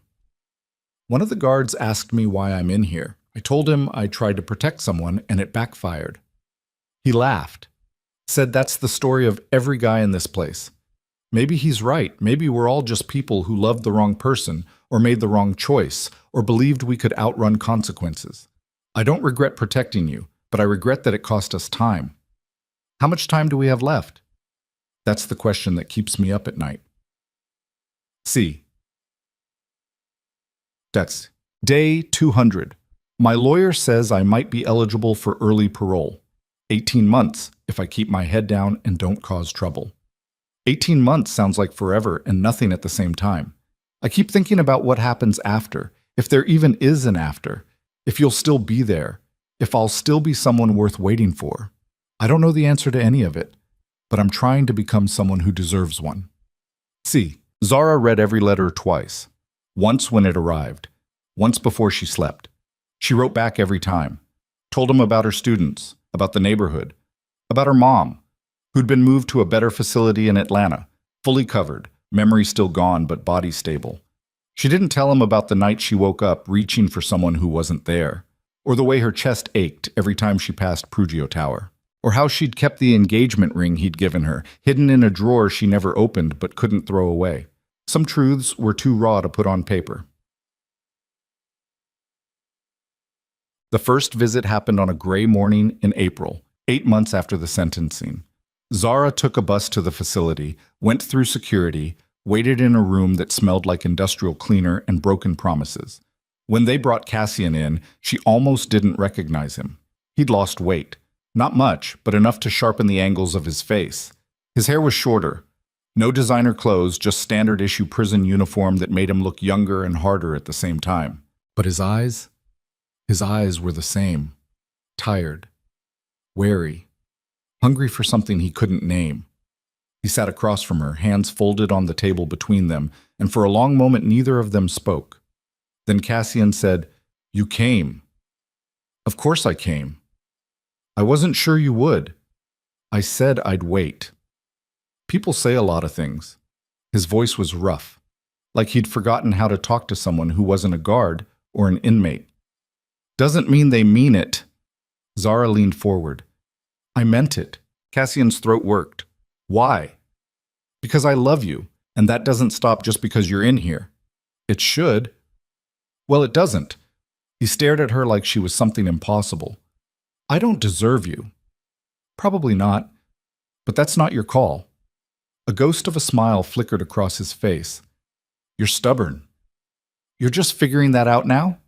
"No, I forgot how much I missed it." They sat in silence for a while. Not uncomfortable, just heavy with everything they couldn't say in a monitored room with guards watching. Finally, Cassian said, "How's your mom?" "Stable. Marcus checks on her. Sends me updates." "And you?" "I'm okay." "Liar." Zara's chest tightened. "I'm surviving. Same as you." "That's not the same as okay." "No, but it's what we've got." Cassian's hands curled into fists on the table. "I hate this. I hate that you're out there living half a life because of me. I hate that I can't—" He stopped, breathed hard. "I hate that I can't touch you, can't hold you, can't do anything except sit here and watch you through glass like you're something I'll never get back." Zara's eyes burned. "You'll get out. 18 months. Maybe less." "And then what? We pick up where we left off? Pretend the last 2 years didn't happen? We figure it out, together." "What if there's nothing to figure out? What if I get out and you realize you waited for someone who doesn't exist anymore?" "Then we'll deal with it." Zara's voice shook. "But I'm not walking away. Not now. Not after everything." Cassian stared at her for a long moment. Then he pressed his palm flat against the table. Zara pressed hers against the other side. Not touching, but close enough. "I love you," he said quietly. "I should have said it before. On the balcony, in the courthouse, every single time. But I was terrified it would make losing you hurt more." "Does it?" "Yes. But I'd rather hurt than feel nothing." Zara's throat closed. "Me too." The guard called time. Cassian stood slowly, like every movement cost him. Zara stood too. "I'll come back," she said. "Next month. And the month after. As many times as they let me." "You don't have to." "I want to." Cassian's expression cracked. "Okay." He walked away without looking back. Zara watched until he disappeared through the door. Then she walked out into the spring rain and let it wash away the tears she couldn't cry inside. 14 months later, Zara stood outside the correctional facility at dawn, hands shoved in her jacket pockets, breath misting in the cold. The gates opened. Cassian walked out. He looked different, older, sharper, like prison had filed away everything soft and left only the essential parts. But when he saw her, his expression broke open. Relief. Disbelief. Something that looked like hope. He crossed the distance in 5 strides and pulled her into his arms. Zara buried her face in his chest and felt him shake. "You're here," he said against her hair. "You're really here." "I told you I'd wait." "I didn't believe you." "Believe it now?" He pulled back, hands cupping her face, eyes searching hers like he was trying to memorize every detail. "Yeah," he whispered. "I believe it now." He kissed her. Not desperate, not frantic, just real. And for the first time in 22 months, Zara felt like she could breathe. Buzz. The world had moved on while Cassian was inside. The Parks were serving concurrent sentences in 3 different facilities.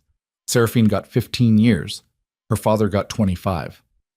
The empire they'd built crumbled under federal seizures and internal collapse. Cassian's assets had been frozen during the trial, then partially returned after his cooperation was factored in. Not everything, not even most of it, but enough to rebuild, if he wanted to. They spent the first week in Zara's apartment, barely leaving, talking through everything that had happened in fragments and silences and long stretches where words didn't matter. On the 8th day, Cassian said, "I need to figure out what comes next." They were sitting on the floor, backs against the couch, coffee going cold on the table. Zara looked at him. "What do you want to come next?" "I don't know. For the first time in my life, I don't have a plan." He laughed bitterly. "I spent 2 years in a cell thinking about this. What I'd do when I got out, where I'd go, who I'd be. And now I'm here and I have no idea. You don't have to figure it out today. I know, but I can't go back to what I was. I can't rebuild the empire. I can't play the same games. So don't." Cassian turned toward her. "Then what do I do?" "Whatever you want. You're free. Actually free. For the first time since you were 16. I don't know how to be free." "Neither did I. But we'll figure it out." He stared at her for a long moment. Then he said, "Move in with me." Zara blinked. "What?" "Not here. Not Seoul. Somewhere else. Somewhere we can start over. No history. No ghosts. Just us." "Where?" "I don't know. Maybe Atlanta. Be close to your mom. Or somewhere completely random. A place neither of us has been." "You want to leave Seoul?" "I want to leave the life I had here. The version of me that made all the wrong choices." His voice dropped. "But I don't want to leave you. So if you'll come with me." "Yes." "You didn't let me finish." "I don't need you to finish. Yes, I'll go with you." Cassian exhaled hard. "You're sure?" "I just spent almost 2 years waiting for you. You think I'm going to bail now?" "I think you deserve better than following me into uncertainty. I think I'm tired of safe." Zara leaned into him. "I want uncertain. I want messy. I want real. And that's you." Cassian kissed the top of her head. "I love you. I know. I'm going to spend the rest of my life making sure you don't regret this." "I won't." "How do you know?" Zara pulled back, met his eyes. "Because I chose you, and I keep choosing you every day. That's how." 6 months later, Zara stood in a small community center in a neighborhood outside Atlanta, watching Cassian help a kid wire a circuit board for a robotics competition. He'd started a nonprofit 3 months ago, technology education for underserved communities. Nothing glamorous, nothing that made headlines, just quiet, steady work that made a difference. Zara taught English at the same center 2 days a week. The rest of the time she worked on a book, a memoir about survival and choices and what it meant to love someone in a world that wanted to destroy you both. She hadn't finished it yet, but she was getting there. Her mom was in a facility 20 minutes away. Zara visited twice a week. Her mother still didn't recognize her, probably never would. But Zara sat with her anyway, held her hand, told her stories. Because some things you did even when they didn't make sense. That night, Zara and Cassian walked home through streets that smelled like magnolia and summer rain. "How was your day?" Cassian asked. "Good. Yours?" "Same. We got approved for the grant. Means we can expand to 2 more schools." "That's huge." "Yeah." He smiled, tired but real. "Feels different than building an empire. Smaller, but I don't know, more mine." Zara squeezed his hand. "I'm proud of you." "For what?" "For becoming someone new, someone better." "I'm not better. I'm just different. Different is good." They walked in comfortable silence for a while. Then Cassian stopped, pulled something from his pocket, a ring, not the one from before. This one was simpler, a silver band with a small stone that caught the streetlight. Zara's breath stopped. "I know we said we'd wait," Cassian said. "I know we said we'd figure things out first, but I don't want to wait anymore. I don't want to spend another day pretending this isn't forever." "Cassian, I'm not asking you to marry me." His voice was steady, certain. "Not yet. I'm asking you to promise me something harder. What? That we choose each other every day, even when it's hard, even when we fight, even when the world tries to tear us apart again. He slid the ring onto her finger. That we keep choosing. Zara stared at the ring, at the man holding her hand, at the future she'd fought for and bled for and waited for. Okay, she whispered. Okay? I promise. Every day, I choose you. Cassian pulled her close, forehead resting against hers, and for the first time since that elevator 2 years ago, Zara felt like they'd finally landed somewhere solid. Not perfect, not easy, but real. Chiyik. A year later, Zara stood in a courthouse that looked nothing like the one in Seoul. This time the room was small, informal, filled with people who actually mattered. Marcus stood beside her as a witness. Cassian's former head of security flew in from Seoul. A few of the kids from the community center sat in the back, dressed up and grinning. The judge was a woman in her 60s who'd seen enough broken people to recognize the ones who'd glued themselves back together. She smiled at them. Do you, Cassian Ryu, take Zara Vale to be your lawfully wedded wife? Cassian's grip on Zara's hands tightened. I do. And do you, Zara Vale, take Cassian Ryu to be your lawfully wedded husband? Zara's throat burned. I do. Then by the power vested in me by the state of Georgia, I now pronounce you married. You may kiss. Cassian kissed her like he'd been waiting his entire life for permission. Zara kissed him back like she'd never let go. The room erupted in applause. Marcus was crying. He tried to hide it, but failed. One of the kids yelled, "Finally!" Zara laughed against Cassian's mouth.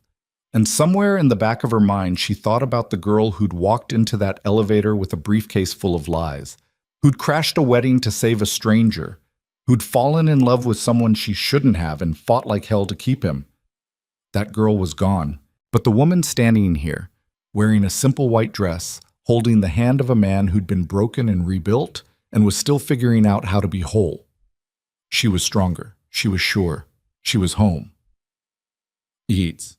3 years later, Zara sat on the porch of a house they'd bought in a neighborhood where nobody knew their history, watching Cassian chase their daughter across the yard. Her name was Elena. 2 years old. Dark hair, sharp eyes, a laugh that sounded like sunlight. She'd been a surprise.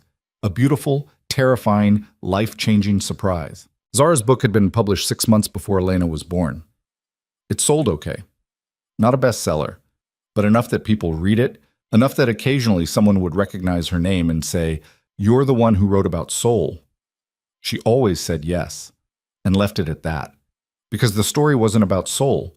It was about surviving, about choosing, about loving someone even when, especially when, it cost everything. Cassian scooped Elena up, spun her around, and her squeals echoed across the yard. He caught Zara's eye. Grinned. She grinned back. Marcus called from inside. "Dinner's ready!" He visited once a month, sometimes more, had become the uncle who spoiled Elena rotten and pretended he wasn't a softie. Zara stood, walked down the porch steps, joined Cassian and Elena in the grass. "Happy?" Cassian asked. Zara looked at their daughter, at the house, at the life they'd built from the wreckage. "Yeah," she said, "I'm happy." "Me too." Elena grabbed both their hands. "Go inside, hungry." "Bossy," Cassian said. "Wonder where she gets that," Zara said. "Definitely you." "Liar." He kissed her, quick, easy, real. They walked inside together, Elena between them, and Zara realized something she'd been too afraid to believe for a long time. They'd made it. Through the lies and the bullets and the prison walls and the long, aching months of rebuilding. They'd made it to the other side. Not unscathed, not unchanged, but together. And that was enough. More than enough. It was everything. Mchag. That night, after Elena was asleep and Marcus had driven back to his hotel, Zara and Cassian sat on the porch in the dark, shoulders touching, watching fireflies blink in the trees. "Do you ever think about it?" Cassian asked. "Soul? The wedding? All of it?" "Sometimes." "Do you regret it?" Zara turned toward him. "Which part?" "Any of it." She thought about that elevator, about the kiss at the altar, about every choice that had brought her here. "No," she said. I don't regret it. Even the hard parts? Especially the hard parts, because they brought me you. Cassian's hand found hers in the dark. I used to think I was untouchable, that if I built enough walls, nothing could hurt me. And now? Now I know that being touchable, being vulnerable, is the only thing that makes life worth living. He squeezed her hand. You taught me that. I didn't teach you anything. You just finally let yourself learn. Same thing. Not really. They sat in comfortable silence for a while. Then Cassian said, Thank you. For what? For crashing my wedding, for saving my life, for waiting, for choosing me even when I didn't deserve it. Zara leaned into him. You don't have to thank me for loving you. I know, but I'm going to anyway. She smiled against his shoulder. Okay. Okay. They stayed there until the fireflies faded and the stars came out in full force, mapping constellations across a sky that felt, for the first time in years, like it belonged to them. Not the parks, not the FBI, not Seoul's glittering violence, just them. Two people who'd been broken and stitched back together and decided that the scars were worth it, that the fight was worth it, that love, messy, imperfect, hard-won love, was worth everything. And as Zara sat there, hand in Cassian's, listening to the night sounds of a life they'd built from nothing, she thought about that girl in the elevator one more time, the one who'd been drowning in debt and desperation, the one who'd delivered a briefcase full of lies, the one who'd kissed a stranger to save his life and accidentally saved her own. That girl had no idea what was coming, no idea how much blood and tears and terror lay ahead. But if Zara could go back, if she could whisper one thing to that terrified courier standing in Prugio Tower, she'd say, do it anyway, crash the wedding, kiss the groom, fight like hell. Because on the other side of the fear is something worth keeping, someone worth keeping. And that one reckless kiss? It's not just going to save his life. It's going to give you both something you never knew you needed, a future, a family, a home. Zara closed her eyes, breathed in the summer night, and let the past finally rest. Because the story wasn't over. It was just beginning, and this time they were writing it together.